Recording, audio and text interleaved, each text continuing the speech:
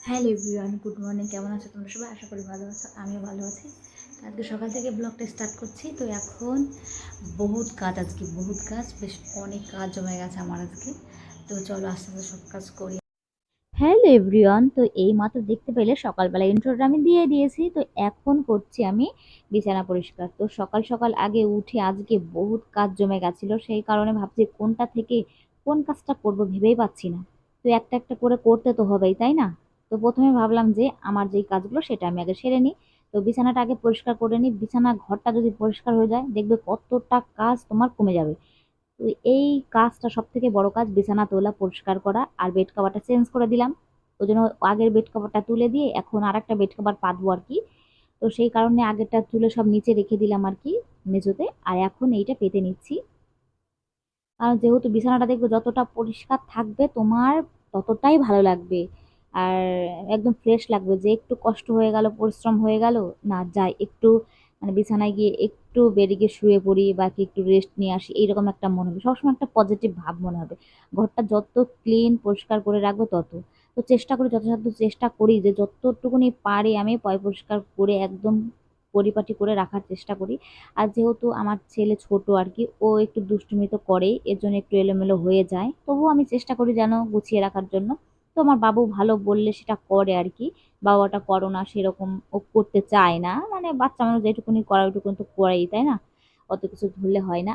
আর ওর বাবা আরো এলোমেলো লোক, মানে তোমার দাদা ভাই না বললে বাবুর থেকে কম এলোমেলো করে, বাবার থেকেও আর কি, উনি বেশি করে ফেলে। তারপর ভাবছিলাম ওই জানলাটা খুলবো কিনা, যেহেতু রোদ রোদ আসছে ভালোই। জানো তো ওই জানলাটা দিয়ে ইঁদুর ঢুকে যায়, কারণ যেহেতু আমরা নিচের তলায় থাকি।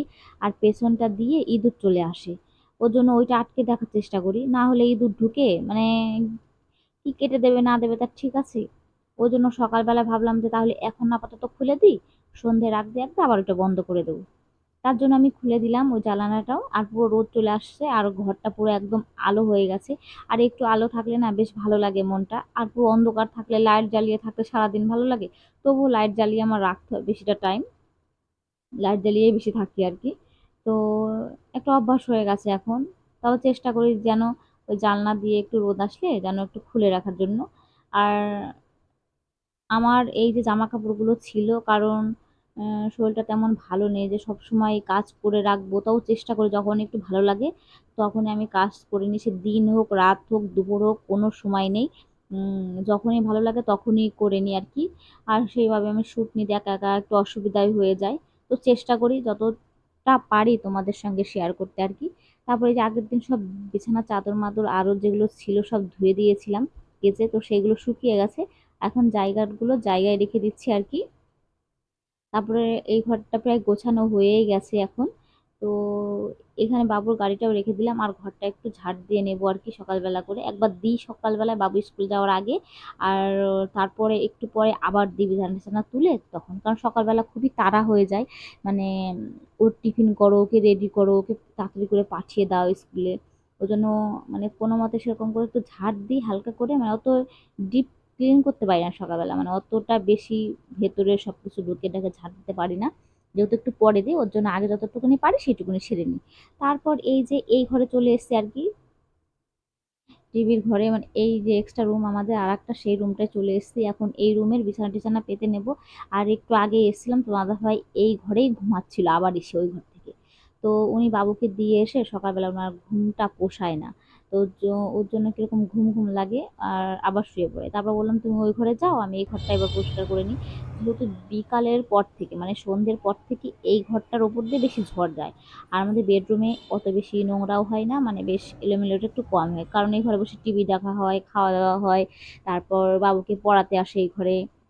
তো সব কিছুই আমরা যাবতীয় মানে এটা ওটা যাই করি এই ঘরে বসেই করি আর কি, যেসব কাজ উম, এলোমেলো যে কাজগুলো।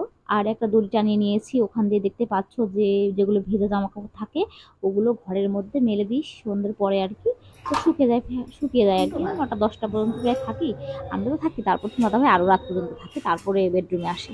তারপরে এই যে চলে এসেছি রান্নাঘরে, আর এখন কাঁকরোলগুলো কেটে নিচ্ছি, যেহেতু ভাজা করবো আর কি কাঁকরোল। আর হেবি সুন্দর মাছ নিয়ে এসেছিল, সেগুলো হচ্ছে বাইম মাছ, মানে পাকাল মাছ বলে হয়তো অনেকেই। তো সেই মাছ অনেক পদ, একটু ছোট বড় সব রকমেরই ছিল, চিংড়ি মাছ ছিল। তো সেইগুলো দিয়ে আমি চচ্চড়ি করব। তো তোমার দাদাভাই ভীষণ ভালো খায় আর আমারও ভীষণ ভালো লাগে। তো এই যে সবগুলো নিয়ে নিয়েছি সবজি, আর ধনেপাতা দিয়ে করব, ধনেপাতাও নিয়ে এসেছিলো। তো ভীষণই মানে আশা করি ভালো হবে। আর মূলো নিয়ে এসেছিলো, আর নিয়ে এসেছিলো তোমার বেগুন, সব কিছু নিয়ে এসেছিলো। আর এই যে পাশে এসে দেখি ঘুমাচ্ছে এই ঘরে, আর ডিম সেদ্ধটা দাদাভাইকে দিয়ে এলাম ওই ঘরে। আর এখানে চচ্চড়ি বসিয়ে দিয়েছি জিরে ফোড়ন দিয়ে, সরি, কালো জিরে আর পেঁয়াজ লঙ্কা একবার তেলের উপরে দিয়ে ভালো করে একটু ভাজা ভাজা করে নিয়ে সবজিগুলো দিয়ে দিলাম। সবজিগুলো দিয়ে একটু নাড়াচাড়া করে একটু যখন একটু মানে জল জল বেরোচ্ছে তখনটা লবণ হলুদ দিয়ে আর একটু সামান্য লঙ্কার গুঁড়ো দিয়ে অল্প একটু, আর বেশিরভাগ চেষ্টা করি কাঁচা লঙ্কাটা দিয়ে রান্না করার জন্য। আর এই যে মাছটাও দিয়ে দিলাম, ঢাকাও দিয়ে দিয়েছিলাম।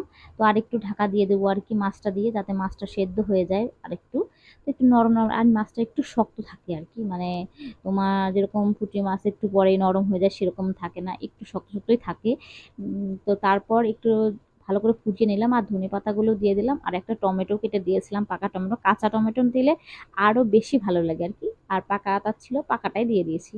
তো তাও ভীষণ ভালো হয়েছিল আর কি খেতে, আর দারুণ সেন্ট বেরিয়েছিল, খুব সুন্দর টেস্ট হয়েছিল আর কি, ভীষণ ভালো লেগেছে। আমার তো ভীষণ ভালো লেগেছে, দাদা ভাইও খুব ভালো খেয়েছে আর কি। তো তারপর এই যে ভালো করে নাড়াচাড়া দিয়ে আমি এখন নেড়ে চেড়ে নেবো, একটু শুকনো শুকনো করছি। আর দেখতেই কিন্তু একটু অন্যরকম লাগছে, বেশ সুন্দর। আর কাঁকরোল ভাজা করে নিয়েছি এই সাইডে আমি। তো কাঁকরোল ভাজা আর করব তোমার ডাল আর চচ্চড়ি। কারণ একটু বেশি করে রান্না করে রাখলে কি হয়, রাতে বেশি কিছু করতে হয় না। সামান্য কিছু রাতে করলাম বা কি ভাত করলাম বা যাই হোক হয়ে যায় আর কি। তারপরে এই যে ঘরটা ভালো করে মুছে নিচ্ছি, সব ঘর মানে রান্না করি, সব কাজই করি টুকিটাকি, কারণ একা একা আবার ক্যামেরা ধরি, এর জন্য একটু কষ্ট হয়ে যায়, আর সব সময় নিতে ইচ্ছা করে না। তো যতটুকুনি পারি শেয়ার করি। তারপর তোমার দাদাভাইকে এই যে খেতে দিয়েছি, এখন বসে বসে খাচ্ছে। আর এগুলো রান্না হয়েছিল, সেটাই তোমাদের সঙ্গে শেয়ার করছিলাম। যদি আমার ভিডিওটি ভালো লেগে থাকে তবে লাইক কমেন্ট শেয়ার আর সাবস্ক্রাইব তো অবশ্যই করবে, কমেন্টে জানাবে কেমন লাগলো। তারপর এই যে ফাইনালি আমি স্নান টান করে চলে এসেছি ঘরে। এখন আমি খাওয়া দাওয়া সারলাম, সেরে খাওয়া দাওয়া করবো আর কি। তো তার আগে যে পুজোটাও দিয়ে নিয়েছি স্নান টান করে, আর আমার ঠাকুর প্রণাম করেছি, ঠাকুরকে সেবা দিয়েছি আর কি। ঠাকুরকে পুজো টুজো দিয়ে এখন চলে যাব আমি ওই ঘরে আর কি খেতে। দাদা ভাইকে খেতে দিয়ে এসেছি, তো ওনার হয়ে গেছে প্রায়। আর বাবু স্কুল